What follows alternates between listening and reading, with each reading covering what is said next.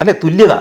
അത് ദരിദ്രനോ സമ്പന്നനോ പണ്ഡിതനോ പാമരനോ പുരുഷനോ സ്ത്രീയോ ആരുമാകട്ടെ, അവരുടെ സെലക്ഷൻ അല്ല ഇങ്ങനെയാണ് ജനിക്കേണ്ടത് എന്നുണ്ടെങ്കിൽ നിങ്ങൾക്ക് എങ്ങനെ അതിൻ്റെ കാരണത്താൽ അവൻ ഇൻഫീരിയർ ആണെന്ന് പറയാൻ പറ്റും? ഞാനൊരു മതത്തിൽപ്പെട്ട ഒരു കുടുംബത്തിൽ ജനിച്ചത് കൊണ്ട് അതിൽ എൻ്റെ ഒരു തീരുമാനമാണോ? എനിക്ക് എന്തെങ്കിലും റോളുണ്ടോ അതിനകത്ത്? വേറെ വേറെ എവിടെയെങ്കിലും ജനിച്ചിരുന്നെങ്കിൽ വേറെ ഏതെങ്കിലും ഒരു കുടുംബത്തിൽ ജനിക്കാമായിരുന്നു, വേറെ ഏതെങ്കിലും രാജ്യത്ത് ജനിച്ചേനെ. അപ്പൊ ഇതൊക്കെ നമ്മൾ ആരും തീരുമാനിച്ചതല്ല.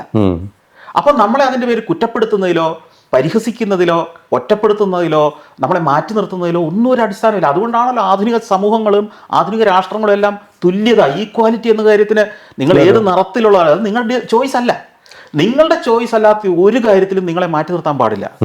അങ്ങനെ മാറ്റി നിർത്താനും സെപ്പറേറ്റ് ചെയ്യാനും ഏതെങ്കിലും ചിന്താഗതികൾ പഠിപ്പിക്കുന്നുണ്ടെങ്കിൽ അതും ശരിയല്ലെന്ന് ഞാൻ പറയാറുള്ളൂ.